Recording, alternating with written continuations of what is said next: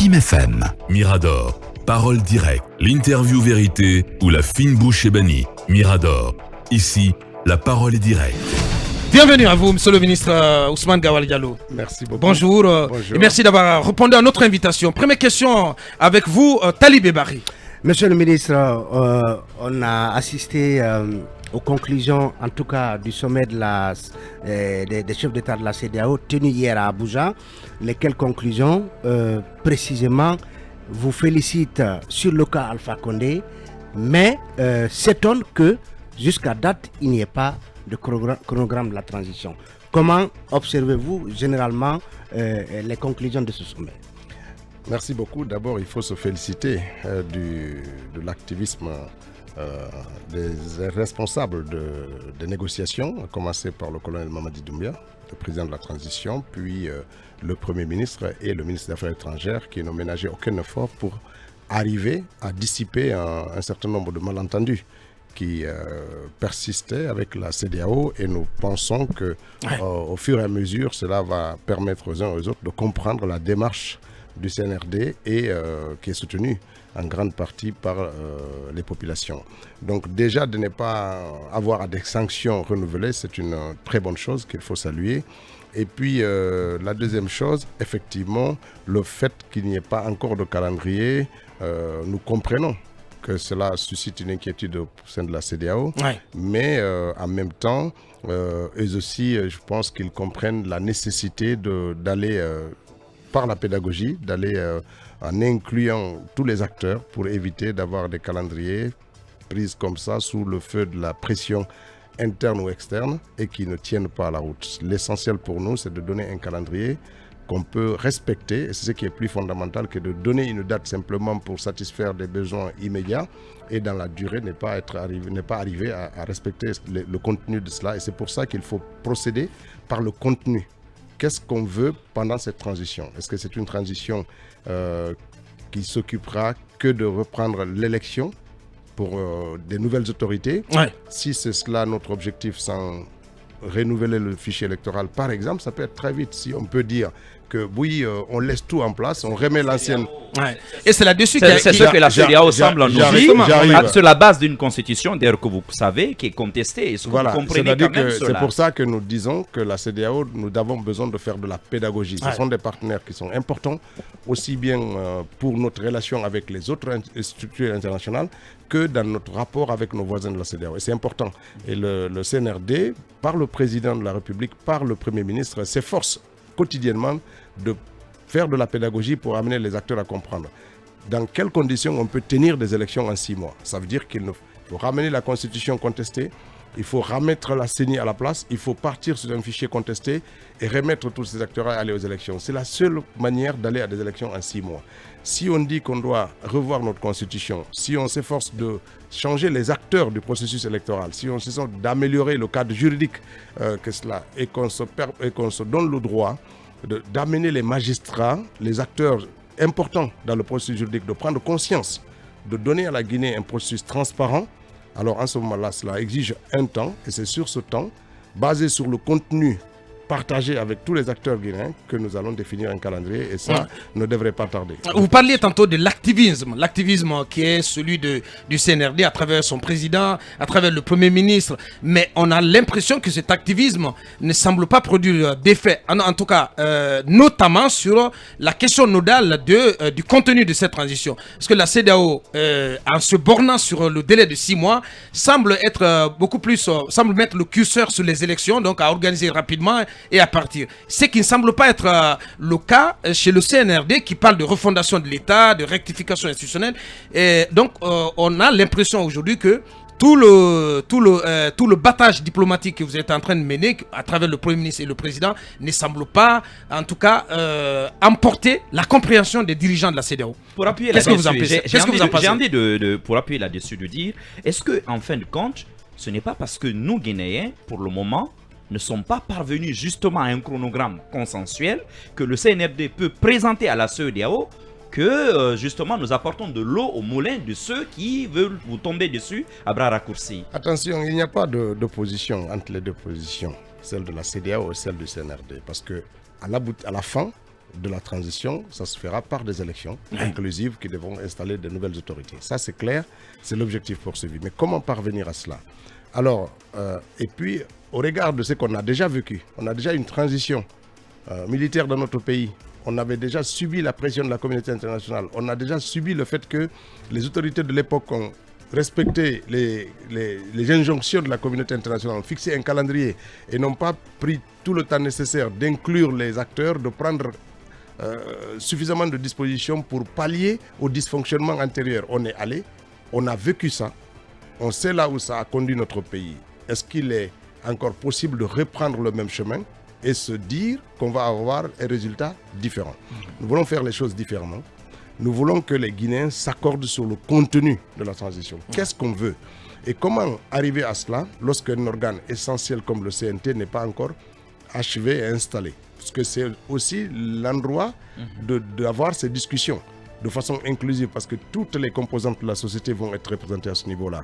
Et le CNRD aussi. Est-ce que c'est pas à cet endroit-là qu'on va discuter du contenu et donc des échéances qui vont conduire à la fin de la transition? C'est important. Et donc, c'est cette pédagogie que nous voulons dire à la CEDEAO. La CEDEAO est dans ce rôle et qui, en conformité avec ses principes, ne peut pas promouvoir des coups d'État, ne peut pas soutenir des régimes non démocratiques, etc., etc. Ils disent tout cela, nous le comprenons, parce que cela fait partie des engagements des États de la CEDEAO et nous comprenons cette démarche. Cependant, il est aussi de notre devoir d'amener nos partenaires de la CEDEAO à comprendre ce qui est le processus poursuivi en Guinée et qui tient compte de la réalité et des 10 ans que nous avons vécu dans des difficultés. Mais est-ce que justement le calendrier et ce qui se passe au Mali, la résurgence des coups d'État sur le continent, est-ce que vous n'avez pas l'impression que cette fois-ci, ce qui nous arrive, cette dureté du ton de la CEDEAO, justement ne tient pas compte aussi de ce qui se passe chez nos voisins maliens, au Tchad et ainsi de suite?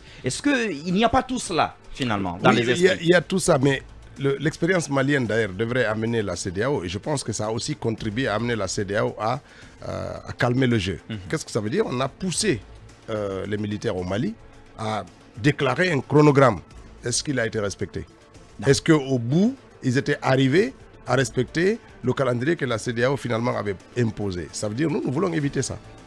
Nous voulons éviter de dire que dans 6 mois, on va faire des élections et on va sortir ce pays après tout ce qu'on a connu comme difficultés pendant ces dernières années. Donc il faut absolument que la CEDEAO rentre aussi dans sa dynamique. Et c'est petit à petit, je pense que les acteurs sont en train d'arriver à comprendre, et grâce aussi, il faut le souligner, aux ambassadeurs accrédités dans notre pays de la CEDEAO et qui deviennent des relais importants pour la pédagogie que le gouvernement est en train de faire. Et ça, c'est quelque chose qu'il faut souligner. Et puis, le président, quasi quotidiennement, entretient ses pairs de la CEDEAO, échange avec eux, essaie de dissiper, et le Premier ministre n'est pas en reste sur cette communication, cet échange, cette clarification qui certainement permettra d'apaiser encore un peu plus et de permettre aux Guinéens de façon inclusive. Et d'ailleurs, dans cette démarche, la CEDEAO n'a pas que des injonctions à faire, nous l'invitons aussi à nous accompagner.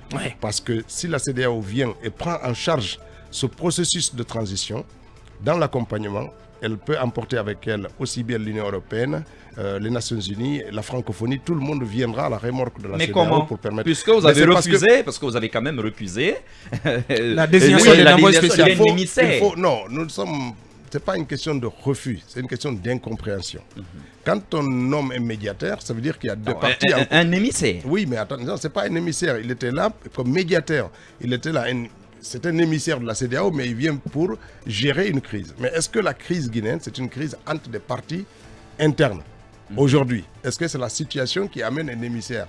Les meilleurs émissaires que nous avons, c'est le président de la transition, c'est le Premier ministre, c'est le ministre des Affaires étrangères, qui sont les meilleurs à porter le message et la pédagogie du peuple de Guinée envers leur père de la CEDEAO aussi. Mais là-dessus, qu'est-ce qui différencie le cas guinéen de celui malien? Parce que le Mali, la junte malienne a accepté la désignation des médiateurs, l'ancien président nigérien Goodluck Jonathan. Il y a plusieurs choses qui sont arrivées, parce que vous savez, à la suite du coup d'État, il y a eu une forme de dissonance qui a entraîné un autre coup d'État en interne. Ça veut dire qu'aujourd'hui, de ce point de vue-là, il y a quand même des protagonistes d'une crise interne plus une crise avec la CEDEAO. Donc c'est un peu différent le cas malien. Et en ce qui nous concerne, jusqu'à présent, les actes qui sont posés ne sont pas en contradiction avec les aspirations aussi bien des acteurs politiques que du peuple de Guinée. Et cela nous inquiète lorsqu'on nous dit on vous envoie un émissaire. Je ne sais pas si l'émissaire de la CEDEAO est le plus à même de porter le message du CNRD et de façon pédagogique. Allez-y, Lincoln. Alors, monsieur le ministre, on renvoie tout aujourd'hui à la mise en place du CNT et nous savons aujourd'hui dans quelles conditions cette CNT pourrait connaître des problèmes avec tout ce que nous avons connu. Au niveau du gouvernement, des précautions ont été-elles prises pour que ce CNT ne soit pas quand même une bombe à la figure des Guinéens? Disons que nous avons été clairs au début pour indiquer quelles sont les composantes de la société qui doivent déléguer des gens. Et il y a peut-être une divergence de compréhension sur ce qu'est un représentant.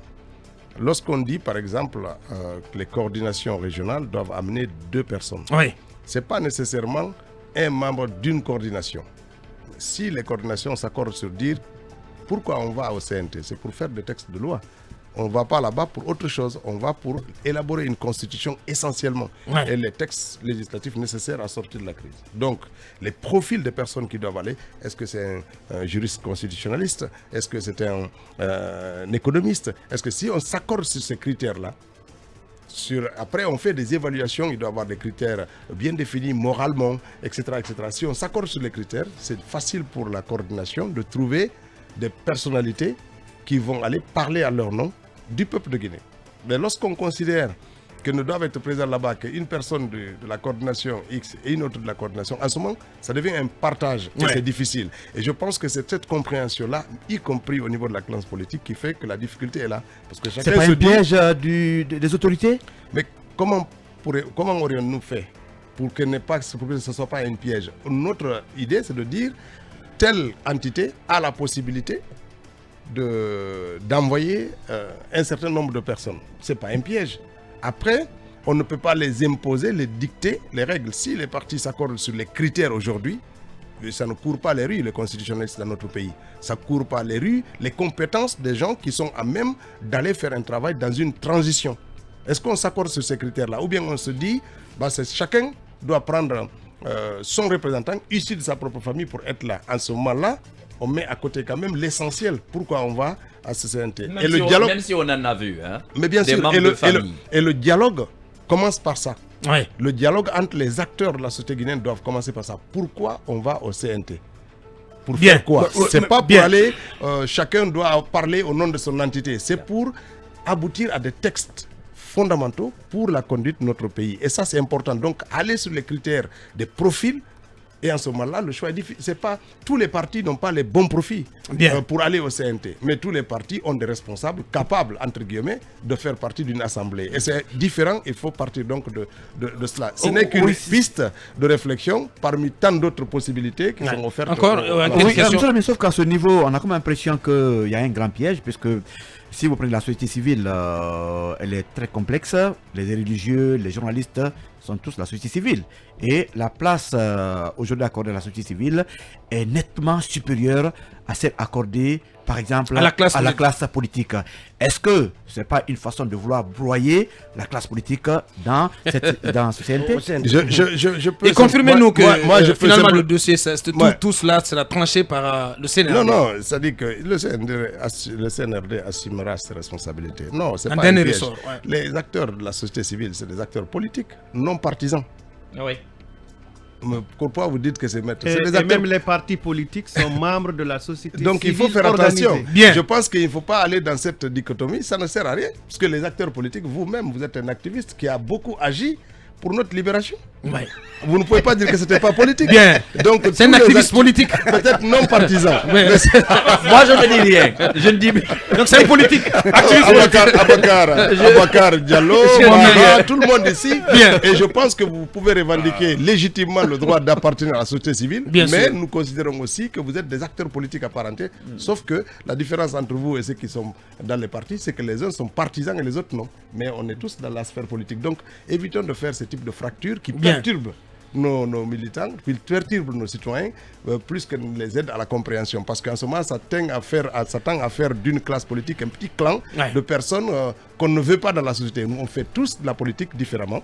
Et c'est important de dire ça aux Guinéens aussi pour que chacun comprenne. Bien, en 10 secondes, vous nous confirmez que les dernières décantations pour le choix définitif des 81 membres du CNT, ces décantations seront faites par le CNRD parce qu'on a appris que les dossiers, après les centralisations au MATD, les dossiers ont été transférés au CNRD. Est-ce que vous confirmez? Bien entendu, le CNRD fera ce qu'il faut les derniers arbitrages avant la fin du mois, qu'il y ait cet organe soit installé. Ça, c'est important. Très bien. Il y aura un CNT Allez, en janvier. donc on marque la première grande pause dans cette émission avant de revenir à notre invité prestige du jour, M. Ousmane Gawal Diallo, ministre de l'Habitat, de l'Urbanisme et de l'Aménagement du Territoire, porte-parole du gouvernement. On revient dans quelques instants. Bien, la suite de l'interview avec notre invité prestige en ce lundi, M. Ousmane Gawal Diallo, porte-parole du gouvernement. Avec vous, Mohamed Mara. Oui, c'était pas mon temps de parole. Bien, ouais. Merci à mon grand frère. Ouais. Voilà. Monsieur le ministre, je suis quand même curieux parlant de chronogramme. Vous avez été à Kalia. J'avoue que moi, je vous ai découvert en béret vert du côté de Tunis. J'en ai ri toute une nuit. Sérieux. Je vous ai vu sur les lits de campement et tout ça. C'était assez impressionnant, mais je me suis quand même posé une question. Ok, vous avez travaillé. Vous avez... j'imagine que vous êtes sorti avec une feuille de route et un plan d'action. Mais comment peut-on arriver à un plan d'action sans délai, sans timing? Très bien. Sur quelle durée avez-vous établi votre plan d'action, monsieur le ministre? Très bonne question. Deux choses qu'il faut différencier. Le plan d'action, c'est effectivement le contenu et le temps. Nous nous sommes efforcés de mettre le contenu, de s'accorder sur le contenu. Maintenant, le contenu qu'on va définir, aussi bien sur le plan politique que sur le plan du développement, sur le plan économique, etc., ce n'est pas seulement circonscrit à la durée de la transition, la définition des priorités d'action qui peuvent se poursuivre au-delà. Je vais vous dire une chose, on a trouvé des projets qui sont en cours. La route Koya-Dabola, elle est déjà contractualisée, elle est en cours d'exécution. Elle va faire partie de nos priorités de pousser à son achèvement, de voir pourquoi elle est en retard. Les gens s'étaient engagés sur 2 ans, un an c'est déjà consommé, ils ne sont même pas arrivés au tiers de qu'est-ce qu'il faut faire. Ouais. On s'accorde avec les gens, on fait de cela une priorité pour l'achèvement. Ce n'est pas quelque chose qu'on a initialisé, qu'on a initié nous-mêmes, mais c'est quelque chose qu'on va poursuivre. Donc il y a des actions qu'on va initier pendant cette transition qui vont se poursuivre parce que, après tout, c'est une forme de continuité qui est là. Nous avons hérité des projets qu'on va recadrer, réorganiser et permettre leur déroulement dans le temps. Donc ce n'est pas une... Vous êtes un très bon communicant, mais vous savez très bien ma question. Mais je comprends pas. J'ai entendu... Non, vous m'avez très bien compris. Je vais revenir à un de vos collègues, notamment le doyen Abissi, là, qui par 2 fois a lâché quand même des expressions genre 2 ans, 3 ans, par 2 fois. Je ne sais pas si vous l'aviez suivi, mais moi, cloîtré dans un lit d'hôpital, donc j'avais vraiment le temps de vous écouter. Est-ce que vous tablez sur 2 ans? Non, à 3 ans? Non, c'est pas ça. Regardez, si on me demande combien de temps va prendre la récupération des biens de l'État, je peux bien tabler sur 10 mois, 12 mois, 15 mois. Est-ce que c'est le délai de la transition? Non. Monsieur Abbé était ministre sectoriel. Il a des projets qu'il initie et dont il évalue la durée de ces projets-là. Ça ne veut pas dire que la durée de la transition va être calée par rapport à ça. Non, ce n'est pas comme ça que je parle du gouvernement. Je ne parle pas de la transition. Non, je parle du gouvernement. C'est le gouvernement de la transition. Oui, je sais, mais je parle du gouvernement. Oui, mais quand un ministre sectoriel s'exprime, il s'exprime sur la durée des projets que lui-même peut initier ou l'achèvement des projets qui sont en cours. Lorsque moi, j'ai pris la parole pour parler des logements sociaux, j'ai indiqué que c'est 15 mois. Le délai, ce n'est pas la durée de la transition, mais les chantiers qui sont ouverts, nous allons faire en sorte qu'en 15 mois, qu'ils soient refermés. Et nous allons mettre en place des mécanismes de surveillance qui permettront d'arriver à ce terme-là. Mais ce n'est pas le terme, la transition peut être plus ou moins longue par rapport à ces 15 mois, mais ce n'est pas ça qui fixe la durée de la transition. Bien, allez-y, la suite avec vous à Koumba Diallo. Sur la mise en place du CNT, monsieur le ministre, j'avais été très enthousiaste d'apprendre que l'ensemble des coordinations régionales devrait désigner 2. Pour la simple raison que je m'étais dit, cette fois-ci, les coordinations régionales vont s'entendre pour désigner 2 personnes qui vont représenter l'ensemble des coordinations régionales, donc l'ensemble de la société guinéenne du point de vue culture. Quand il y a eu des discussions entre les coordinations, j'ai appris qu'il y a la coordination Halpolar qui a cédé pour la coordination de la Guinée forestière et la coordination Mandeng pour la coordination de la Basse-Côte. J'avais dit aussi, waouh, peut-être que le CNRD est en train de réussir à apprendre à ces coordinations-là qu'on doit garder l'ethnie et tuer l'ethnicité. Mais malheureusement, j'ai été très surpris et désagréablement quand j'ai constaté que les coordinations qui ont reçu onction de désigner ont désigné des éléments ressortissants de leur ethnie principale. Je pensais que c'était une erreur et que cela allait être rectifié plus tard. Mais j'ai été beaucoup plus et de manière désobligeante, déçu, quand j'ai appris que M. Doré menait des consultations pour que l'ensemble de la classe politique s'entende pour désigner des représentants de la classe politique, je me suis dit que peut-être, lui, il va réussir là où les coordinations régionales ont échoué. De quoi il s'agit? Quand il y a eu l'identification des partis politiques habilités à désigner, regardez l'appartenance communautaire du leader, regardez l'appartenance communautaire de ceux qui ont été désignés. J'ai compris que les partis politiques n'ont absolument rien compris parce que moi je me disais que vous avez imposé 15, c'est pour que les partis politiques s'entendent et qu'ils partent dans un mouvement d'ensemble. Ouais. Ma question pour le gouvernement. Et les femmes, il ne faut pas oublier. Oui, quota des femmes. Le quota des femmes n'a pas pratiquement été respecté par les politiques, encore moins par les organisations régionales. Ouais. Ma question, monsieur le ministre, c'est est-ce que vous allez laisser passer une telle bourde en tant que dernier censeur du mouvement de la mise en place du CNT, ou est-ce que vous allez vous permettre de corriger cela en concertation avec les acteurs concernés, ou est-ce que vous allez simplement nous dire Akumba, continuez dans l'ethnicité, vivez l'ethnicité en Guinée puisque c'est autorisé? Bien. Non, il faut dire déjà que la démarche du CNRD, c'est dans la mesure du possible de maintenir le fil du dialogue avec tous les acteurs. Il n'y a pas de décision unilatérale. Depuis le début, le président s'efforce d'amener les acteurs au dialogue. C'est un dialogue qui doit mettre de côté ce qui nous a divisés, ce qui a créé des problèmes dans notre société, mais un dialogue constructif, si on peut ainsi l'appeler, pour travestir certains acteurs. Ça n'a pas été le cas, c'est pour ça que à l'entame de mon intervention, j'ai indiqué qu'il fallait s'entendre d'abord sur les profits, mais pour ça, il faut un dialogue. Oui. Or, lorsqu'il n'y a pas de dialogue entre les acteurs, comment voulez-vous que notre société, dans son entièreté, se réconcilie et dialogue? Parce que si on va, chacun croyant défendre sa chapelle au CNT, il faut craindre qu'il y ait de la cacophonie. Et ça, c'est la société guinéenne. C'est notre société qui doit revoir son mode de fonctionnement, son approche pour la chose et l'intérêt public. Ça, c'est important. À tous les niveaux.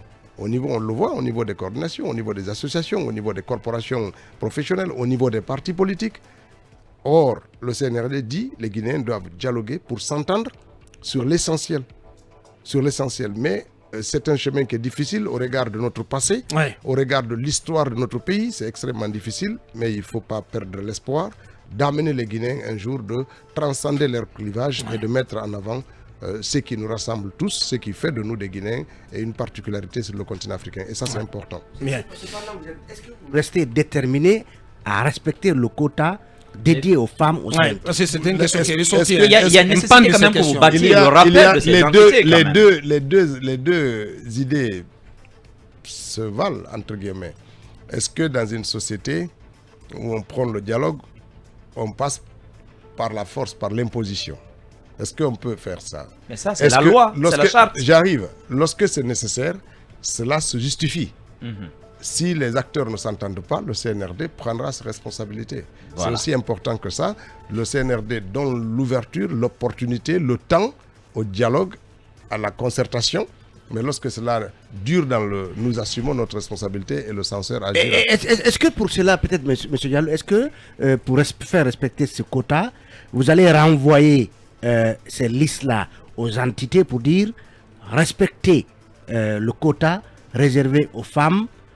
À défaut, nous choisirons à votre place. Dans le même ordre, monsieur le ministre, des coordinations fabriquées en Basse-Guinée et en Guinée forestière se sont imposées aussi à envoyer des listes.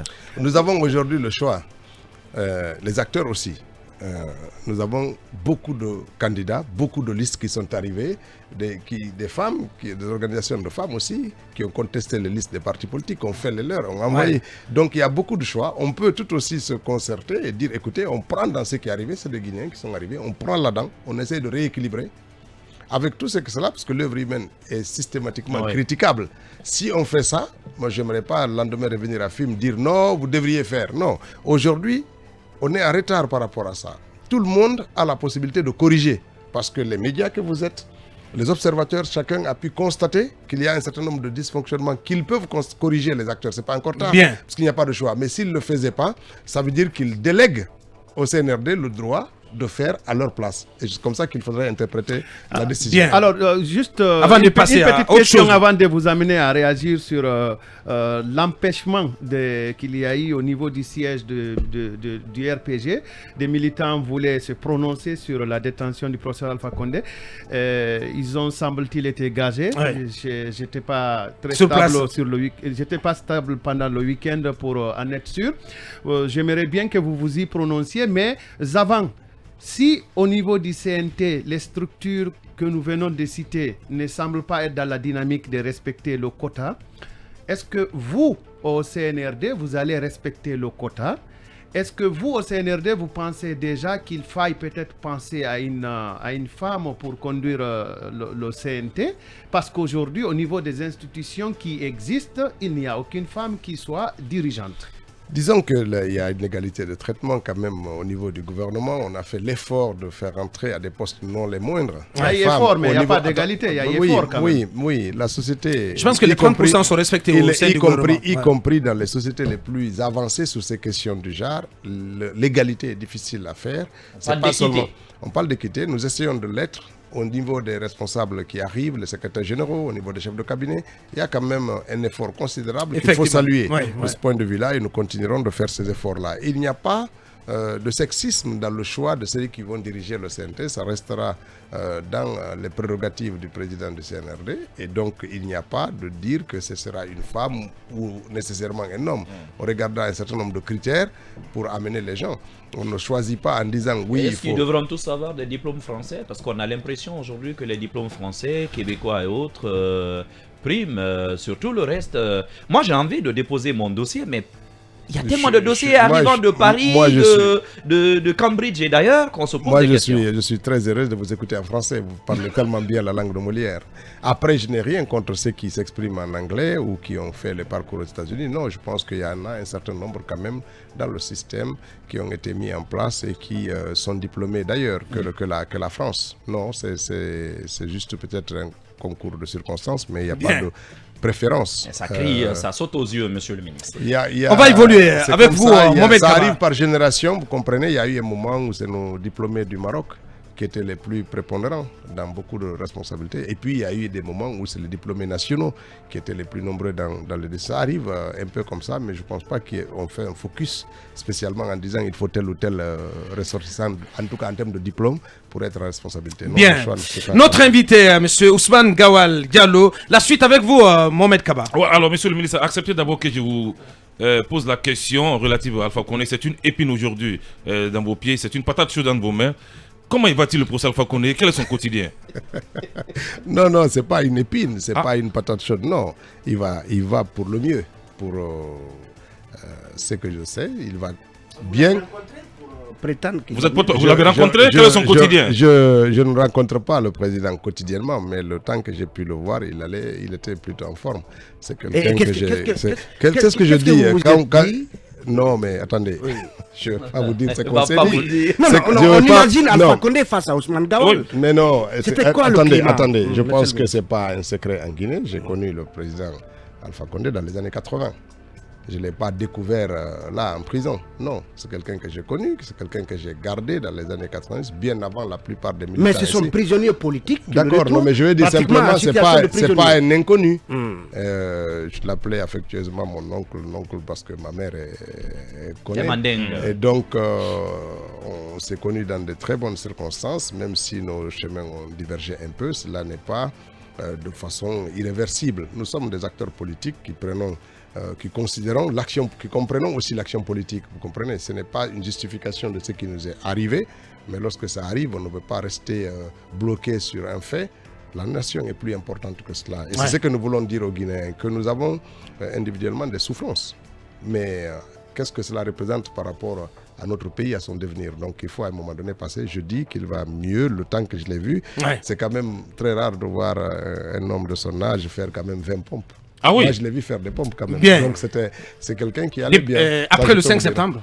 Bien sûr. Bien sûr. Il va bien. Il peut Mais pourquoi avoir gazé? Après, derrière, il ne faut pas dire qu'il est en prison. C'est très différent. Pour ceux qui connaissent la prison, savent que c'est très différent, les conditions de vie du président. Et puis derrière... Donc s'il n'est pas en prison, il est retenu. Non, c'est pas... Il est retenu. Attendez. Je veux dire, si le CNRD quitte sa résidence aujourd'hui, tout le monde rentre là-bas, comme ils veulent, comme on peut aller chez vous et chez moi, quelque chose arrive. Vous dites quoi? C'est quand même un ancien chef d'État qui est clivant dans notre société. Il a aussi bien d'amis, de sympathisants que d'adversaires et d'ennemis même. Si on le livre à ça, on fait comment? C'est lui qui justifie, qui décide aujourd'hui qui il veut rencontrer. Si vous voulez le rencontrer, vous vous adressez à lui, il y a un protocole là-bas. S'il acquiesce à votre rencontre, vous le rencontrez. Mais pourquoi? Ça, c'est quand même plus préférable. Moi, je ne sais pas si c'était pas facile en prison, je ne rencontrais pas qui je voulais. C'est quand même différent. C'est très important aujourd'hui. C'est pour ça que les mots qu'on dit, il est arrêté et tout ça, c'est pas. Maintenant, après, voilà, c'est pas ça. Et c'est pour ça qu'on a voulu quand même lui mettre dans sa résidence. Si sa résidence de Kipé était prête pour l'accueillir, il serait allé là-bas. Pourquoi avoir gazé des militants qui ne demandaient que leur libération? Vous avez suivi la condamnation qui a été celle prononcée par le FNDC. Bien. Ça aussi, c'est des termes. Parce que quand on dit gazé, moi, c'est violent comme expression. C'est vrai qu'il y a un malentendu entre ceux qui voulaient faire la manifestation et ce qui s'est passé. C'est toujours malheureux lorsque la violence, même légitime, s'invite dans des débats des Guinéens, parce que ça nous rappelle des souvenirs très difficiles. On ne peut que le déplorer. Ça, c'est aussi important que ça. Maintenant, est-ce que aujourd'hui, dans le contexte qui est dans notre pays, des gens peuvent se lever comme ça spontanément pour dire je fais ci, je fais ça demain? Il y a quand même, tout n'est pas à terre. Les institutions sont là, les autorités sont là. Je pense qu'il y a des démarches qui n'ont pas été faites, mais cependant, il n'y a pas eu de gazage, parce que je ne sais pas si vous... Mais c'était une manifestation dans le cadre de leur siège, du siège d'un parti politique légalement constitué. On a refusé l'accès aussi. Attendez. Ça pose problème. Est-ce que vous êtes au courant? Est-ce que vous avez... Moi, je vous ai entendu dire ici que une des personnalités du parti n'était pas d'accord. Est-ce que vous savez que si cette intervention... Le secrétaire général. Est-ce que vous savez si cette intervention a été une demande interne du parti? Ou bien vous dites simplement non, c'est l'État qui est allé. On s'accroche à vos lèvres. C'est important. Parce que c'est important. Lorsque on se sent en insécurité dans notre vie, on fait recours à la police quand elle vient, elle agit. Donc les responsables du RPG auraient pu appeler le gouvernement pour demander... Je dis c'est bien d'aller plus loin. De sécuriser le siège. D'aller siège. D'aller plus loin parce qu'ils ne sont quand même pas sur la même longueur d'onde sur ce qui est en train d'être fait. C'est important de se poser ces questions-là. Vous confirmez? Non, je dis c'est important. Moi, je ne parle pas au nom du RPG. Je dis c'est important de se rapprocher. Donc il y avait un risque quand même de risque. D'abord interne.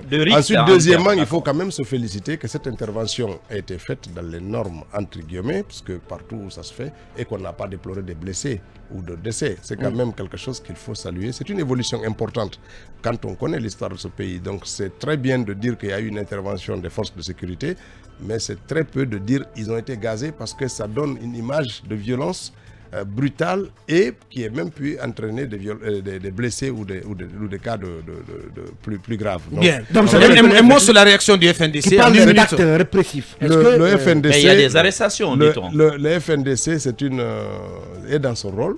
C'est un régulateur de conscience sur ces paramètres-là, et c'est important de les entendre s'exprimer au regard du texte qui est le leur. C'est important. Mais est-ce que vous cautionnez le terme acte répressif? Je ne parle pas. Je dis contradictoire au contenu de la charte. Non, c'est pas parce que moi je ne partage pas une opinion qu'elle n'a pas le droit d'exister. C'est une organisation qui est là, que les Guinéens connaissent, qui agit et qui dit au regard de son règlement et de ses textes. Donc nous prenons acte de cette manière et nous essaierons dans la mesure du possible d'agir toujours en respectant quand même la dignité humaine et c'est fondamental dans ce qui s'est passé. Bien, la suite de cette interview dans 2 minutes exactement en compagnie de notre invité prestige du jour, M. Ousmane Gawal Diallo, porte-parole du gouvernement et derrière donc la pause info, on fera l'état des lieux de la gestion ici en République de Guinée. Monsieur le ministre, porte-parole du gouvernement, cette question que beaucoup de Guinéens se posent, dans quel état vous avez repris la Guinée après l'avènement du CNRD au pouvoir le 5 septembre? Des observateurs parlent d'un état des lieux catastrophique. Est-ce que cela semble être la vérité? Politique, il est toujours difficile de parler de ce qu'on succède. Parce qu'il faut faire la part des choses entre l'objectivité de ce que l'on met à la connaissance du public et la critique qui peut ressortir de cela en disant que c'est une accusation infondée, etc. Le CNRD prend son temps, fait les choses, met en place les structures pour que les structures habilitées montrent aux Guinéens ce qu'on a trouvé. C'est vrai, la situation était très compliquée sur tous les plans. Désastreuse. Elle était très compliquée. Économiquement... Vous évitez les mots forts. Oui, j'évite les mots forts, mais économiquement, c'était difficile. Il y a des gens qui ont fait de l'État ce qu'ils voulaient. Chaque fois que vous payez aujourd'hui une facture publique, l'argent est distribué quasi systématiquement entre beaucoup d'acteurs qui n'avaient rien à voir dans le processus. Je vous ai entendu parler tout à l'heure d'un enfant de à peine 2 ans qui avait bénéficié de plusieurs contrats. Mais ça, c'est rien. Aujourd'hui, vous payez 1 kilomètre de route. Peut-être la moitié de l'argent sera distribué entre des acteurs étatiques tiers. Comment on fait? Tous les contrats de l'État passés il y a des bénéficiaires tiers qui ont justifié leur gonflement, leur décaissement souvent incroyable. Ouais. Alors, tous ceux qui collectent l'argent public en font quasiment des biens personnels. Et c'était géré à la volonté de telle ou telle personne, sans aucune autre forme d'utilisation des ressources publiques. C'est pour ça qu'à la prise du pouvoir, et c'est quelque chose qu'il faut saluer, les militaires se sont d'abord mis à la sécurisation des ressources publiques. Historiquement, quand on prend le pouvoir, les gens se jettent sur les biens, on en a déjà connu. Oui. Mais là, ils ont dit, même le train de vie des ministres est drastiquement réduit par rapport à ce qu'on a connu dans ce pays. Ça a expliqué notre déplacement par bus pour cette retraite. Aller partager le gîte avec les militaires sans que le menu ne soit changé, sans qu'on soit accompagné de garde-corps, sans qu'on soit accompagné de chauffeurs, etc., etc. Ça réduit considérablement la facture pour faire à peu près le même travail que les autres. Et aujourd'hui, vous comprendrez, vous voyez comment les ministres vivent en Guinée et comment ils se déplacent. C'est très important. Ouais. Sans oublier les limitations de l'utilisation des véhicules administratifs pendant le week-end, sauf quand c'est nécessaire. Et c'est important, vous verrez moins de voitures VA dans la circulation les week-ends, sauf pour des missions, parce qu'il peut arriver que, par exemple, en tant que porte-parole, que je sois appelé parce qu'une délégation est là pour participer, ou le ministre de la Jeunesse qui participe à des événements souvent les week-ends, ou d'autres. Qui peuvent... Mais c'est des raisons purement administratives qui peuvent amener cela. Et tout ça contribue à la moralisation. Mais la situation économique qu'on a héritée est extrêmement compliquée, extrêmement difficile, au regard des sommes décaissées. Je peux vous donner un exemple. Rien que pour la voirie de Conakry, il avait été décaissé plus de 200 millions de dollars pour l'entretien. Quand le CNRD est arrivé, chacun d'entre nous vivait les nids de poules partout à Conakry. Oui. Mais non, beaucoup. Ce n'est pas une entreprise, c'est beaucoup d'entreprises guinéennes qui sont guinéennes et étrangères qui sont associées à ça. Et les activités étaient arrêtées. Avant même la prise de pouvoir, chacun vaquait à ses affaires, voyait les routes se dégrader, alors que l'argent avait été décaissé, payé à ces entreprises. Le CNRD, qu'est-ce qu'il a fait quand le colonel Mamadi Doumbouya a reçu tout le monde? Il les a dit, écoutez, vous avez reçu l'argent, vous avez jusqu'à telle date pour achever les travaux. Vous avez encaissé de l'argent, vous devez finir les travaux. C'est incroyable de voir un mécanisme qui s'était mis en place aussi et qui est déplorable. Un fonctionnaire fait un travail et il trouve un prestataire. Le prestataire reçoit l'argent, il prélève de cet argent-là, il paye le fonctionnaire pour ne pas exécuter son travail. C'est pas seulement la surfacturation. On peut comprendre, hein, quelqu'un surfacture pour gagner. Mais des gens sont payés pour couvrir le fait que les entreprises n'exécutent pas le travail. Et ça, c'est quand même... On n'achève pas le travail. Non, qu'on ne l'exécute même pas. Parce que moi, je me rappelle de Symphonia Kagbele, cette route, elle n'a jamais été achevée. Et donc, on a pris des dispositions. Ouais, on a rencontré... Elle n'a jamais été achevée. Ça fait plus de 10 ans. On a rencontré des acteurs. Il y a des cas où l'État n'avait pas assumé sa part financière. Là où ça justifie quelques retards hein, dans les travaux. Tout n'est pas de la faute des entreprises. Il y a eu des cas où l'État n'avait pas décaissé les sommes nécessaires à la continuation du travail. Si je prends un exemple, parce que c'est de l'actualité, la route Koya-Dabola, il y avait un refus de paiement de 12 millions de dollars. De la part de l'État. De la part de l'État qui justifiait que les travaux étaient arrêtés. L'État, on a réuni les gens, ils ont posé le problème. Le colonel et président de la transition a ordonné que cet argent soit payé. Ça a été payé, les travaux ont repris. Et lorsque vous voyez la route Kankan-Mandiana, c'était pour une broutille de 430 000 dollars qui faisait que la route là a été arrêtée, qu'il fallait payer. Qu'il fallait payer à l'entreprise au bureau de contrôle. Louis Berger. Au bureau de contrôle. Louis Berger, et qui faisait que ce travail a été arrêté depuis des mois. Et donc, il y a des dysfonctionnements comme ça. Vous avez Seguiri, le projet d'adduction de Seguiri, 32 millions en eau potable, 32 millions de dollars, monsieur le ministre. Et je crois que si les documents que j'ai sont exacts, le niveau d'exécution n'excède pas 35%. Donc, vous comprenez. Donc, il y a des difficultés comme ça. Si vous prenez l'hôpital Donka, aujourd'hui, il y a un manque à gagner, une facture de presque 35 millions de dollars qui n'est pas payée, qui fait qu'on amène le travail jusqu'au milieu, on arrête. À côté de ça, quel est le niveau de stock que certains avaient à titre personnel? Niveau du stock dans leur compte, oui, dans leur compte personnel ou dans les comptes offshore ou ailleurs, au regard de 35 millions de dollars qui, s'ils étaient payés, ça allait permettre à cet hôpital quand même, qu'on a comme un hôpital de référence dans notre pays, allait fonctionner. Mais 35 millions de dollars à arrêter n'a pas. Et puis, peut-être le double pour la mise à niveau de l'hôpital Ignastine qui n'est même pas entamé encore. Donc, des ressources importantes ont été distribuées dans le pays sans que cela n'ait eu un impact comparable pour les populations. Et ça, c'est un héritage. Il ne faut pas se relancer dans des accusations. Il faut laisser cette commission de répression mise en place faire le travail scientifiquement, objectivement, pour que personne n'ait l'idée qu'il y a une forme de chasse aux sorcières qui est engagée. Parce que c'est ça la difficulté. Si on se met à arrêter des gens, à les trimballer en justice, sans que les procédures, sans que les protections dont ils bénéficient ne soient enclenchées, cela pourrait mal se faire. Et c'est un travail qu'on va faire. Peut-être que la transition ne va pas achever, peut-être que c'est d'autres qui vont le poursuivre, mais un travail minutieux sera fait et permettra aux Guinéens de comprendre. Vous pensez aux écoles, parce qu'il y a plusieurs écoles dont les constructions sont entamées depuis des années. Je pense au lycée Bonfi par exemple, ou même au collège de la SIG Madina.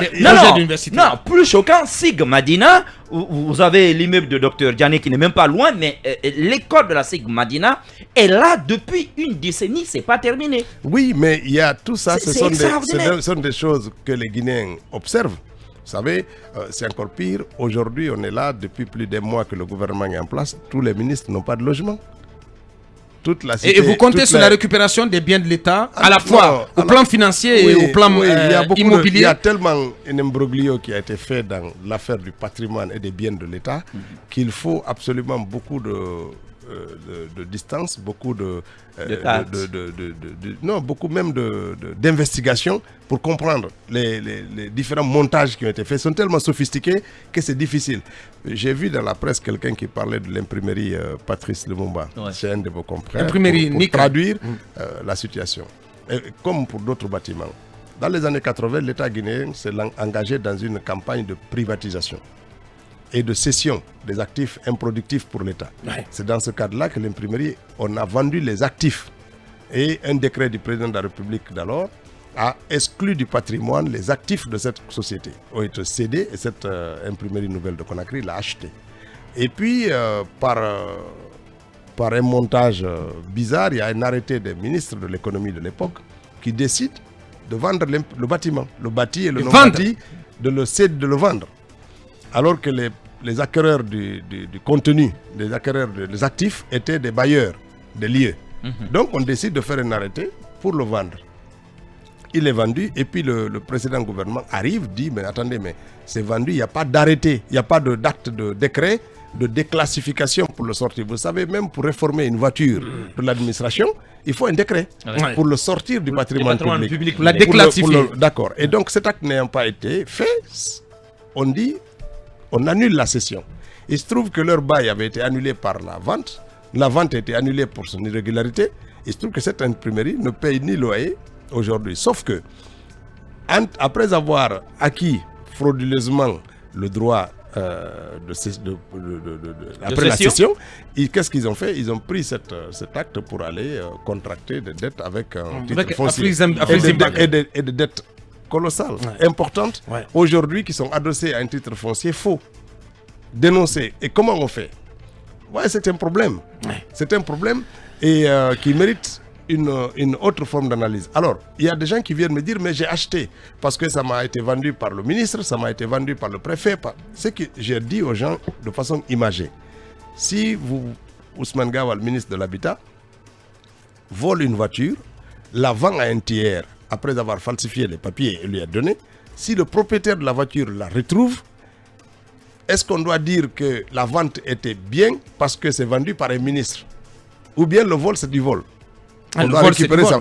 Alors, il faut que les gens se mettent à l'idée que ce n'est pas parce qu'ils ont acheté un terrain ou un bien vendu par une autorité que ce bien a été légalement vendu. Lorsque cette autorité n'est pas habilitée à le faire, c'est du vol, tout simplement. Et c'est important que les gens comprennent qu'on ne vient pas annuler un achat, mais on est allé chez un receleur récupérer le bien volé. Alors, c'est sur ce patrimoine. Moi, j'ai envie quand même de soulever cette question. On a assisté pas à l'expropriation, je dirais, des ministres, des hauts dignitaires ont été, eux, conduits d'une certaine manière que l'opinion n'avait pas beaucoup apprécié, parce que certains, on est venu leur dire la nuit, prenez vos baluchons, partez.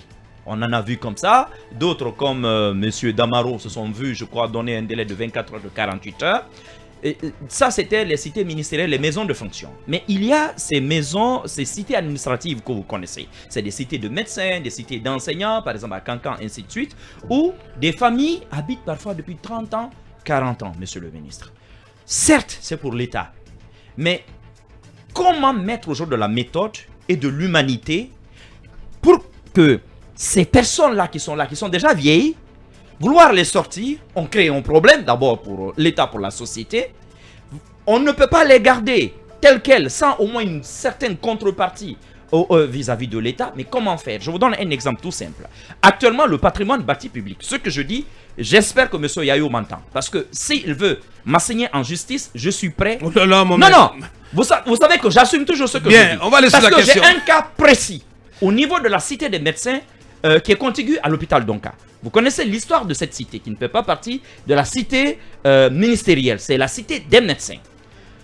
Il y a 2 week-ends de cela, des huissiers se présentent chez un ancien ministre avec des actes d'expulsion pour 48 heures. On lui dit, samedi soir, vous devez quitter avant lundi matin, en plein week-end.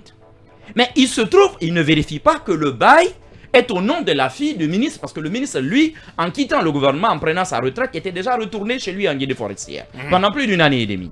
Il revient à Conakry, mais sa fille, qui est médecin, entre-temps avait contracté un bail qu'il est chez sa fille. Alors, ce qui se passe, c'est que dans un premier temps, ils sont venus, il y a 1 mois et demi, le ministre a dit, mais moi je n'ai pas de bail, je suis parti depuis 1 an et demi. Bien. Je suis là en soins. Sa fille, ils s'en vont, ils reviennent cette fois-ci en intimant à la fille et tout, en moins de 48 heures, en jour non ouvrable, de libérer les lieux. Et je vérifie, je me rends compte que beaucoup de gens ont reçu dans le même timing ce type d'acte notarié. Monsieur le ministre, pour les obliger à aller négocier au patrimoine bâti public, je veux savoir, est-ce que c'est sur ordre du gouvernement, en ce moment, qu'on envoie des actes d'huissier aux gens en plein week-end, en leur donnant 24 heures, ou 48 heures. Ou 48 heures maximum pour libérer les lieux, sans que les contrats ne soient réexaminés. Bien, allez-y, monsieur le ministre. Il est toujours déplorable de constater la persistance de violation des droits Lorsque les libertés et les droits prescrits dans nos textes ne sont pas respectés, il faut toujours le regretter et le condamner.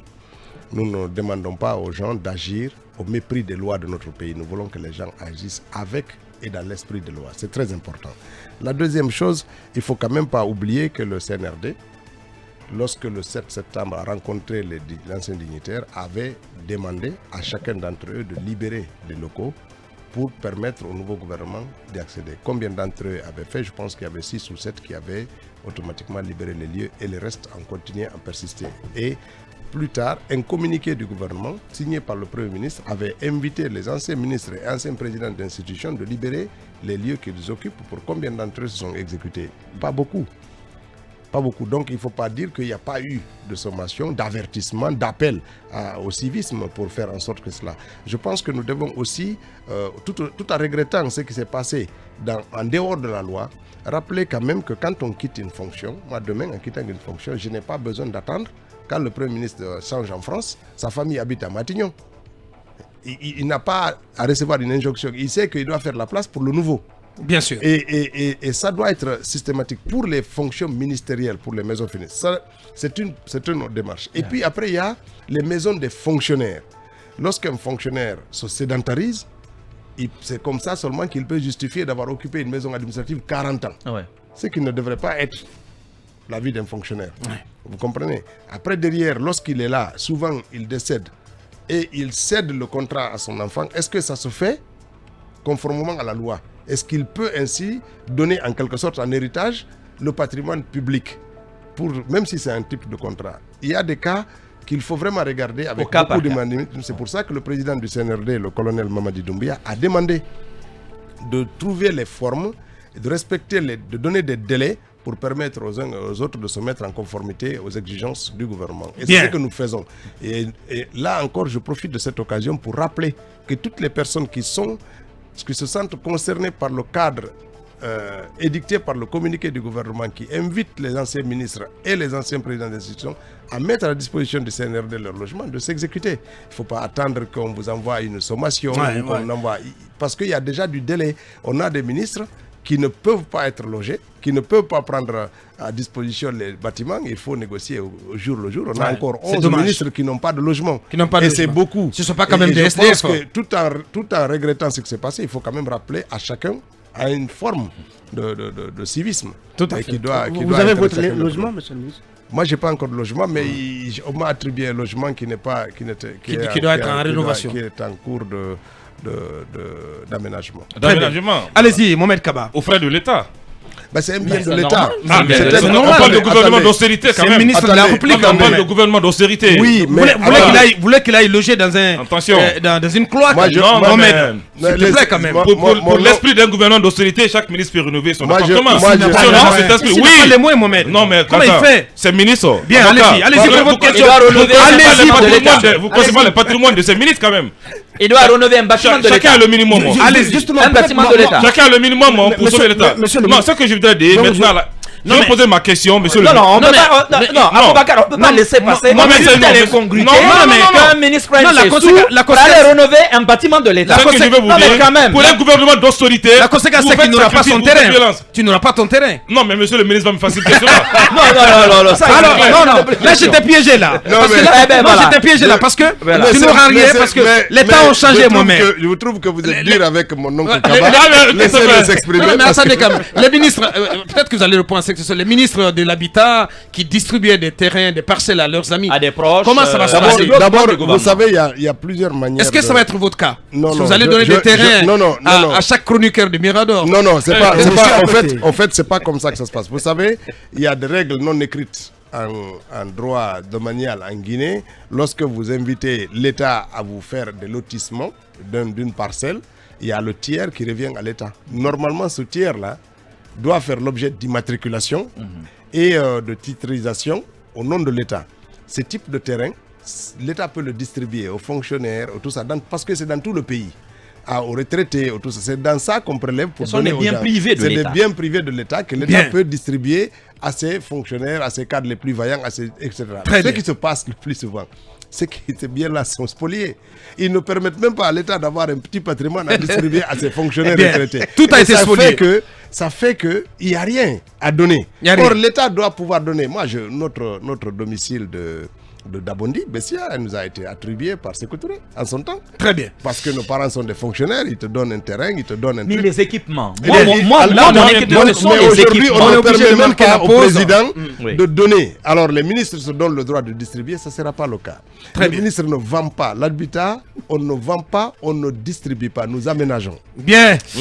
Monsieur Ousmane Gawal Diallo, on est obligé de marquer la pause. Oui, on parle là des EPA. On parle là des EPA. Les équipements. Les terrains de foot, les mosquées, les églises. Bien, Mohamed, on ne pourra pas aborder toutes les questions. Mais je veux dire, moi je suis on est obligé de prolonger avec vous, monsieur le ministre. On va vous garder encore pour 30 minutes. Il n'y a pas de parce problème. que c'est important de questionner la gestion dont a hérité le gouvernement de la transition, donc le CNRD. On prolonge cette interview en compagnie de notre invité prestige en ce lundi, monsieur Ousmane Gawal Diallo, porte-parole du gouvernement, ministre de l'Habitat, de l'Urbanisme et de l'Aménagement du territoire. On revient dans quelques minutes. Monsieur le ministre, donc cette question de cet auditeur, Mamadou Noumou, est-ce que d'abord c'est vérifié que les membres du gouvernement n'ont jusqu'à présent pas déclaré leurs biens? Et si c'est le cas, quand est-ce que vous comptez le faire? Bon, est-ce que c'est prévu? Est-ce que ça a été rendu public? Non, mais on a été tous appelés à faire une déclaration sur l'honneur de nos biens, et ceux qui ont des entreprises, comme moi par exemple, j'avais une entreprise qui s'appelle Abeille de Guinée, je produisais du miel du côté de Gawal là-bas. Bon, on nous a demandé de nous désengager des entreprises privées, et je pense que tous les ministres ont fait ça, parce que nous avions... Donc officiellement, tous les membres du gouvernement ont déjà déclaré leur biens. Ça fait partie des engagements que vous prenez avant même la publication de la signature de votre décret. Et il faut savoir une chose, moi j'ai regretté d'ailleurs pourquoi le mécanisme de recrutement n'a pas fait l'objet de films. Ça allait rassurer les Guinéens que ce n'est pas par copinage que ça s'est passé. Il y a eu une série d'entretiens, de véritables entretiens d'embauche. Mais je parle d'entretien d'embauche. Bien. C'est vrai, parce que tu rencontres plusieurs professionnels. Après, il y a une enquête de moralité qui est faite. Et les renseignements envoient ça, et c'est lu aussi pour que tu sois conscient qu'on sait de toi. Et puis te dire aussi ce qui va être fait sur toi. Les renseignements ne s'arrêtent pas. Si demain, par exemple, je rentrais dans une combine extraordinaire, je crée une société pour la permettre d'avoir des marchés, ça va se savoir, parce que les renseignements poursuivent aussi les enquêtes sur les membres du gouvernement. Et c'est important.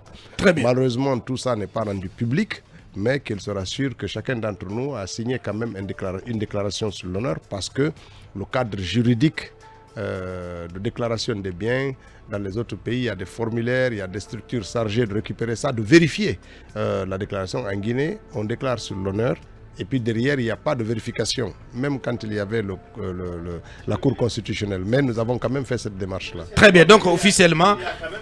Oui, oui, je veux dire, bien qui avait été élaboré. Mais il n'y a pas de... C'est une déclaration sur l'honneur, même s'il y a un formulaire qui liste les biens, mais derrière, il n'y a pas de commission pour aller faire des enquêtes. Est-ce que c'est vrai? Tout vérifier sur le terrain, quand je déclare que je fais du miel du côté de Gawal, est-ce qu'ils vont envoyer des gens pour vérifier l'existence juridique de la société, son chiffre d'affaires, etc., etc.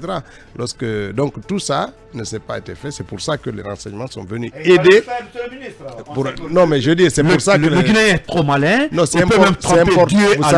Vous savez, on a la plupart d'entre nous quand même ont quelques petits biens, un logement, un truc. On ne court pas derrière la première voiture ou le logement. Ça, c'est important. Mais on a vu aussi dans le passé des ministres qui étaient dans des conditions plus confortables et qui ont eu des comportements peu orthodoxes par rapport à la chose publique. Effectivement. Cette évolution-là, c'est à nous de l'imprimer. C'est à nous aussi de considérer que nous ne sommes que dans une transition et que le meilleur est dans l'avenir. Donc ça dépend du comportement de chacun, mais le président de la transition veille à ça quand même. Bien entendu, allez-y, on va faire le tour. Alors, monsieur le ministre, acceptez que je pose rapidement 3 questions qui vont se suivre. D'abord, celle qui taraude l'esprit des Guinéens, c'est la récupération des biens de l'État.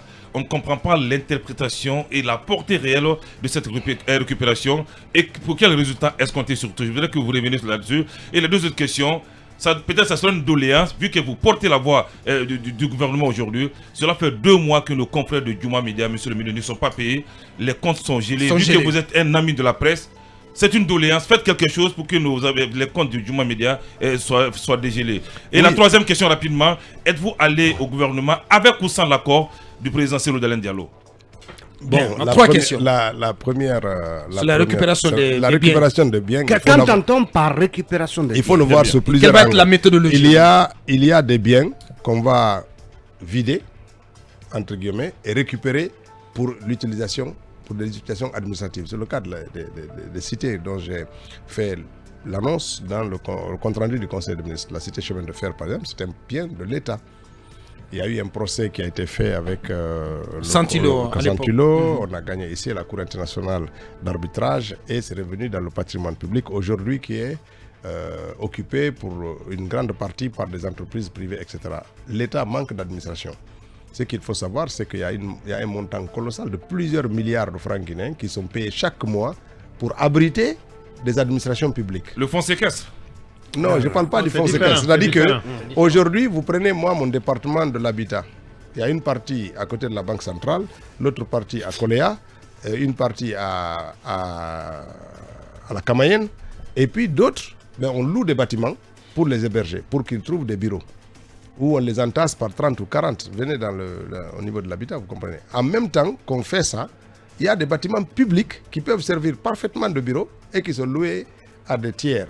Or, les coûts de location que l'État gagne est presque 10 fois plus petit que ce que nous payons pour abriter nos administrations. Pourquoi ne pas récupérer nos biens et abriter des gens? C'est comme si vous construisez une maison et que vous devenez locataire là-bas et que vous payez plus cher que ce que la maison elle-même vous rapporte. Ce qui pourrait arriver, c'est un exemple que je donne. Vous pourrez récupérer tous les immeubles de la cité chemin de fer et y loger. On va regarder au cas par cas parce c'est un exemple que je donne. Il y a peut-être des endroits qui peuvent rester. On va regarder ce qu'on peut récupérer. En tout cas, c'est un patrimoine public. On va essayer de récupérer pour loger le maximum. Tout reviendra là. Si toute l'administration peut tenir là-bas, tant mieux, ce sera une cité administrative. Et si ce n'est pas suffisant, on ira ailleurs, parce que les bâtiments publics, il y en a partout. Bien. Donc ça, c'est un sens qu'il faut donner à la récupération. L'autre récupération, c'est quoi? C'est d'identifier ceux qui occupent un bâtiment public, savoir quel est le type de contrat qu'ils ont avec l'État. Parce qu'il y a beaucoup de choses qui échappent. Moi, je suis arrivé dans un ministère. Mon premier souci, c'était de comprendre combien de bâtiments publics nous avons à Conakry, par exemple. Mais il n'y en a pas. Personne ne peut vous dire ça avec exactitude. Il n'y a pas un répertoire qui... Il n'y a pas un répertoire, il n'y a pas un fichier, il n'y a rien qui peut vous dire combien. Alors, ils vont vous dire, j'ai 1132 bâtiments. Ils vont t'envoyer des informations sur 1700 logements. Tu vas te rendre compte qu'il y en a 2000. Comment on fait? D'ailleurs, la récupération, c'est permettre à l'État de comprendre le volume de son patrimoine bâti et non bâti. C'est déjà très important. C'est qu'on ne connaît pas aujourd'hui. C'est qu'on ne connaît pas. On a un patrimoine qu'on ne connaît pas. Après, si on connaît l'identité, le type de contrat qui lie les occupants à l'État, on saura organiser la collecte de fonds, on saura délimiter ça, on saura qu'est-ce qu'on fait. Et puis, il y a les patrimoines qui ont évolué. À un moment, c'était un bâtiment qui était là, et puis qui s'est délabré, qui est tombé, c'est devenu un terrain nu. Il faut faire la situation globale de tout ça et savoir ce qu'on peut récupérer, utiliser. Je parlais de l'imprimerie Patrice Lumumba. En récupérant l'imprimerie, qu'est-ce qu'on fait? Est-ce qu'on développe une imprimerie? Parce que c'est quand même 4,5 hectares de territoire. Est-ce qu'à côté, il y aura des logements sociaux? Est-ce qu'on va y construire des administrations? Ça, ce sera la politique édictée par le gouvernement qui permettra de dire oui, c'est nécessaire de récupérer ces lieux-là. Voilà l'activité qu'on va développer. On ne va pas lancer dans une récupération pour récupérer. D'abord, identifier, connaître là où il se trouve. Aujourd'hui, il y a des appareils qui permettent d'aller localiser exactement et précisément chaque patrimoine, chaque bien, bâti ou non, de l'État pour le savoir, de façon exhaustive. Déjà, avoir cette base de données, ce serait une excellente chose. Très bien. Ensuite, récupérer ce qu'on a besoin pour le fonctionnement normal de l'administration et dans tout le pays. Et qu'en est-il? Parce qu'il y a eu un communiqué, on parle de la résidence 2000. Dans la tête de beaucoup de Guinéens, la résidence 2000, c'est privé. La résidence 2000, c'est pareil que l'imprimerie. C'était à la base un bail amphithéotique, adossé sur un amortissement qui est arrivé à échéance parce que ça fait plus de 25 ans qu'ils sont là. Ils ont déjà amorti leur investissement. Dans pareil cas, quand vous avez un bail et que vous arrivez à rien, ça revient dans le patrimoine public. Mais entre-temps, il y a eu des évolutions, comme je l'ai précité, des ministres se sont donné le droit de vendre ça. Des gens ont cru qu'ils ont acheté. Après, il y a eu des actes de droit qui ont ramené ces biens-là dans le patrimoine public. C'est un cafouillage extraordinaire que l'administration a créé. On voit des choses inimaginables. On donne un titre foncier à un tiers ou un bail et le lendemain, sur le même domaine, on donne à une autre entreprise un titre foncier ou un bail. Et tu trouves deux sociétés en train de se bagarrer pour le même espace. Le problème, c'est que pendant longtemps, le ministre de l'Habitat a joué à l'arbitre de ces questions de contentieux, de ces contentieux domaniaux que nous ne voulons plus gérer. J'ai dit que tous les contentieux, conformément à nos textes de loi, se gèrent à la justice. Et donc nous ne gérons pas les contentieux. Qu'il aille à la justice. Monsieur le ministre, non, mais les questions ne sont pas répondues. Non, il va y revenir. Il va y revenir. Monsieur le ministre, mais on va aller vite. C'est là que je vous attends. 18 minutes, ouais. Parce que croyez-moi, c'est contentieux en justice. Allez à Dubreka, allez à Koya, vous allez savoir de quoi je vous parle. Les magistrats, beaucoup de magistrats en Guinée sont devenus hyper riches justement à cause de cela.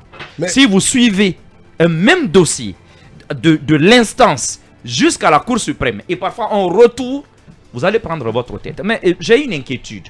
Vous parlez des domaines de l'État. J'observe un phénomène qui va dans les deux, un couteau à double tranchant. L'État habite un bâtiment. On vous dit par exemple, vous devez le payer à 17 milliards, un département. Et vous vous rappelez de l'exemple du MENA, le siège de MENA, vous vous rappelez. Le MENA payait, le ministre nous l'a révélé ici, Dr Bano, le MENA payait plus que ce qu'il devait normalement pour la construction du siège. Le loyer coûtait plus cher que la construction du siège.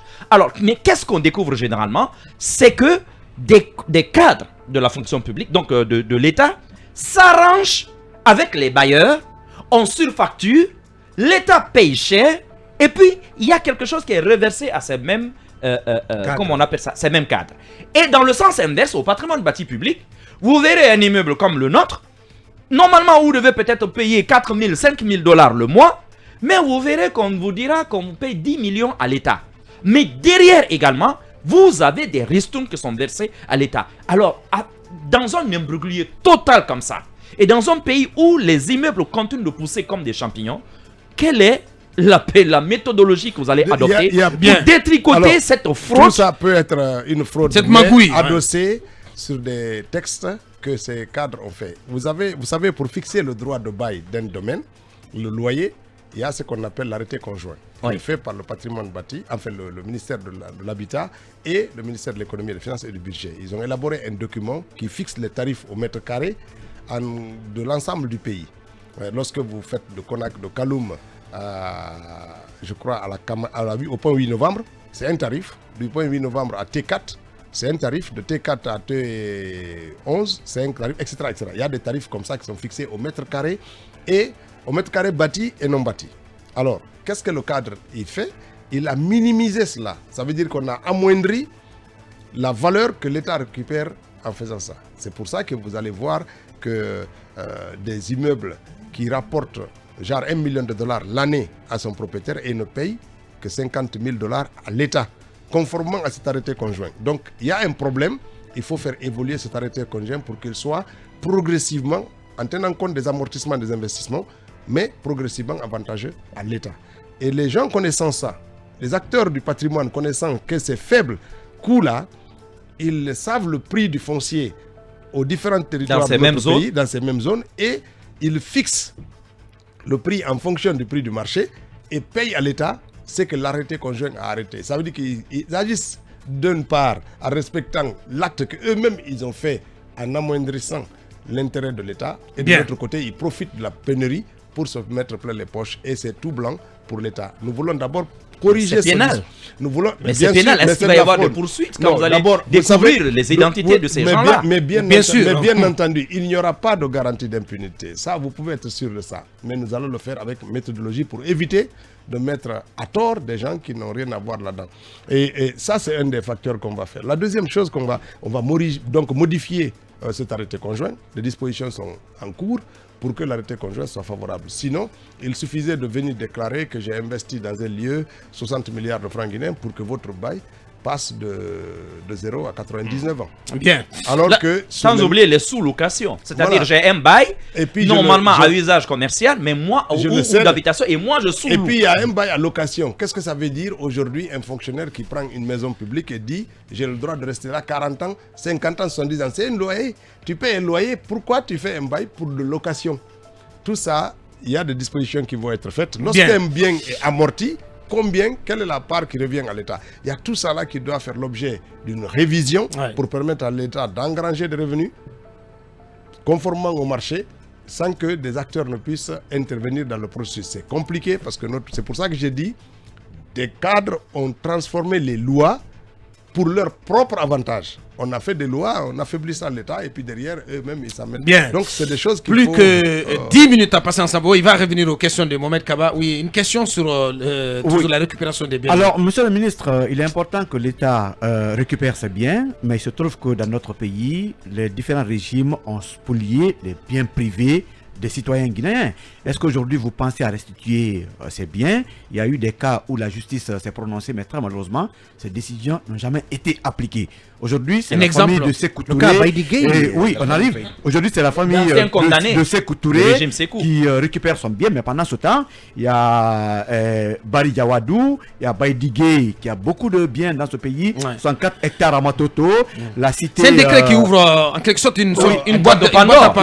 Les anciens condamnés. La cité de Bonfi, il y a Bari 3 et d'autres Guinéens. Qu'est-ce que vous faites aujourd'hui? Je pense qu'il faut faire attention à ne pas compliquer notre propre existence commune. La démarche qui consiste à dire on récupère tel bien, on restitue le bien à la famille de Sékou Touré, c'est une bonne chose.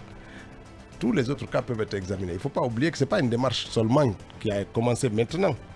Oui, il y a une commission de restitution des biens qui a été mise en place depuis Lansana Conté, qui a identifié et restitué beaucoup de biens à des gens condamnés et leurs familles. Il reste encore des familles illustres, des familles importantes. Mais après, il faut regarder au cas par cas. Il faut regarder les situations, il faut regarder ce qui est possible. Il y a des domaines, parce que pendant longtemps, on a voulu récupérer le domaine de Saïfoula ici. Mais il est basé sur un acte, sur un titre foncier colonial qui est là, comme la villa de Bellevue. C'est basé sur un titre foncier colonial. Est-ce que c'est la même chose que quand on dit tel domaine m'appartient alors que derrière tu n'as pas un document administratif? C'est difficile de voir. C'est pour ça qu'il ne faut pas prendre ça comme une concurrence mémorielle entre telle ou telle famille. Les choses vont être examinées tranquillement, au cas par cas, progressivement, et que pour que chacun puisse être restitué dans ses droits et dans sa dignité. Ça, c'est une démarche que le CNRD, je pense qu'il faut encourager au lieu de polémiquer là-dessus. Que c'est concurrentiel. On n'est pas en train de dire on va restituer à Paul, on ne restitue pas à Pierre. Il y a une démarche qui consiste à corriger des dysfonctionnements nombreux que notre pays a accumulés malheureusement pendant de nombreuses années. Et il faut y aller petit à petit pour que chacun puisse retrouver sans précipitation, sans oubli notamment, et ça avec beaucoup d'objectivité. Bien, avant la question de Yacoumba sur les EPA, oui, vous allez répondre aux deux dernières questions de Mohamed Kaba sur le gel des comptes de Joma Media et sur votre entrée au gouvernement. Est-ce qu'elle a eu lieu avec ou sans l'accord de votre patron, votre ancien patron? Il n'y a pas eu d'accord, il n'y a pas eu de consultation. Le président du CNRD était clair, c'est lui qui décide qui rentre dans son gouvernement. Il n'y a pas à consulter tel ou tel parti politique. Donc l'UFDG, son président n'ont pas été consultés pour ça. Et aucun parti politique n'a été consulté pour ça. Le président a choisi des membres auxquels il a confiance pour faire entrer dans son gouvernement. Donc ça ne fait pas l'objet de polémique. Peut-être le colonel ne l'a pas consulté, mais est-ce que vous avez consulté? Non, j'ai pas consulté le président de l'UFDG, ni personne. Donc c'était la disgrâce? Attendez, non, c'est pas une question de disgrâce, c'est une question de responsabilité. Quand je vais là-bas, je vais le consulter pour quelle raison? Est-ce que je viens là-bas pour représenter l'UFDG ou je viens en tant que citoyen guinéen? Quand vous dites, attendez, c'est très clair. Quand vous dites, je vais le consulter pour quelle raison? Attendez, je vais vous dire clairement. Oui, je ne l'ai pas consulté. Et vous n'aviez pas besoin de le consulter? Non. Pour quelle raison? C'est quand même votre mentor. Et alors? En politique. Et alors? Mais alors, monsieur le ministre? Moi, je suis sûr que votre fils vous présentera sa femme. Hein. Il ne vient pas vous demander papa si je veux. Ça n'enlève rien. Attendez. C'est courageux de sa part. C'est différent. C'est courageux de la part du ministre. C'est sujet à beaucoup d'interprétations quand même. Attendez, les interprétations. Toute entreprise humaine est sujette à des critiques. Le président de l'UFDG, quand j'ai été nommé, a publié un tweet où il a indiqué qu'il n'a pas été consulté. Non, mais il vous a félicité d'ailleurs. Oui, il m'a félicité et il a dit que je ne l'avais pas consulté. Comment voulez-vous que je vienne ici dire que je l'ai consulté? Oui, mais quand vous dites, mais pourquoi je devrais? Mais attendez, pourquoi je devrais? La publication de votre décret, est-ce que vous lui avez dit? Non, mais attendez, c'est ce qui veut dire consulter. Si j'avais fait une démarche vers lui avant, il aurait dit que je l'ai consulté ou pas, mais lui-même a publié en disant comment voulez-vous que ce soit le contraire? Non, Je ne l'ai pas consulté et c'est tout aussi simple. Et cela n'est pas la conséquence d'une disgrâce ou de quelques contradictions. Quelques tensions. Non, ce n'est pas par rapport à ça. Bien. Moi, est-ce que vous restez toujours si là. vous m'aviez demandé, est-ce que j'ai consulté mon père? Je vais vous dire non. Vous ne l'avez pas consulté? Non, je vais vous dire non. Peut-être votre épouse. Non, mais attendez, d'abord, tu vas consulter les gens lorsque tu as la certitude d'être nommé. Vous savez, on est dans une démarche où personne n'est sûr avant qu'il est nommé. Non, on nous a dit qu'on remet le décret aux concernés. Mais ça veut dire qu'à ce moment-là, déjà, tu es nommé. Ça veut dire que le processus est arrivé à terme. Comme moi, je suis ici, je fais des entretiens. Beaucoup passent là-bas, font des entretiens. Parce qu'il y a des centaines de gens qui ont fait des entretiens. Mais au sortir d'un entretien, tu vas aller dire monsieur le président ou papa, je vais être nommé ministre, qu'est-ce que tu en penses? Non.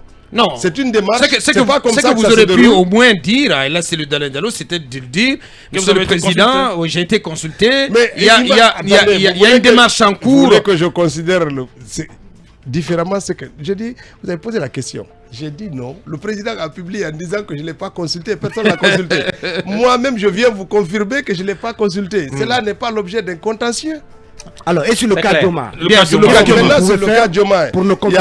Il y a une difficulté parce qu'il y a une confusion dans les comptes de Dioma. Vous savez, c'est une société qui gère en même temps les comptes. Là, ça fait que c'est une difficulté sur les transactions entre les différents comptes de la société. Ça fait que c'est le même compte-là qui servait aussi de compte dépositaire des commandes de l'État.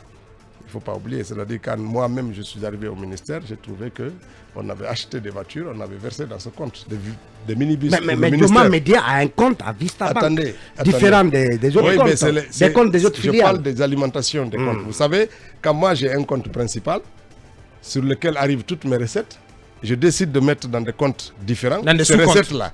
Qu'est-ce qui est le lien entre la commande d'une voiture de l'État, qui est payée dans le compte principal, et l'argent qui quitte ce compte principal pour alimenter un autre compte d'une filiale? Quel est le lien que vous faites là-dessus? Lien juridique. Bon, donc il y a un problème. Lorsque vous bloquez le compte principal, tout le reste se bloque. Ça ne vise pas typiquement tel ou tel compte. Mais le problème, c'est que ce compte recevait des commandes de l'État. Et moi, je vous ai dit ici, quand je suis arrivé, j'ai trouvé que le prédécesseur avait positionné les paiements de 2 minibus à verser sur ce compte-là. Les numéros de compte nous sont parvenus. J'ai autorisé le paiement.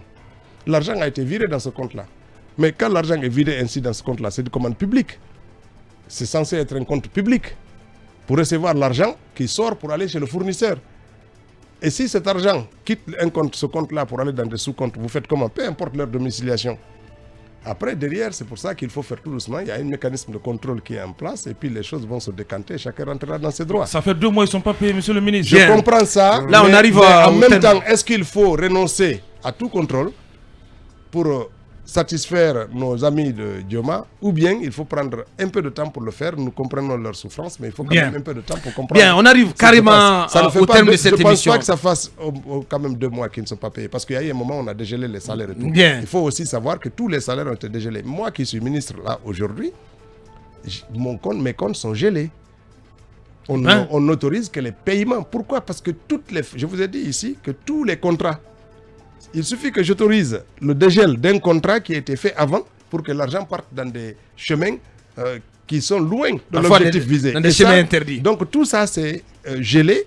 On ne peut pas dégeler ça comme ça. Ça se fait au cas par cas et avec un examen minutieux. Et tous ceux qui ont reçu l'argent ces derniers temps et qui ont dégelé, aujourd'hui, sont en train de justifier l'utilisation qu'ils ont faite de cet argent. Parce que quand ça a été dégelé en une semaine, il y a des centaines de millions de dollars qui se sont volatilisés. Bien. Et vous avez tous suivi cette actualité-là. Il faut essayer de faire en sorte que quand même, qu'on essaie de changer un peu la pratique. Parce que sinon, demain, c'est vous-même qui allez être là pour dire non, rien n'a changé. Bien.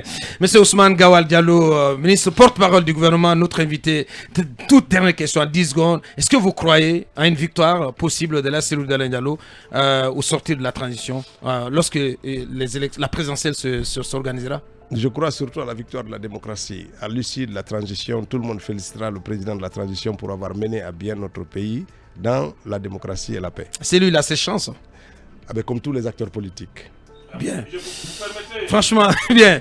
On vous dit grand merci, mais Mohamed, franchement, on ne peut plus. Grand merci. On a été vraiment bien servi. Et je pense que vous l'avez été aussi, vous, auditeurs.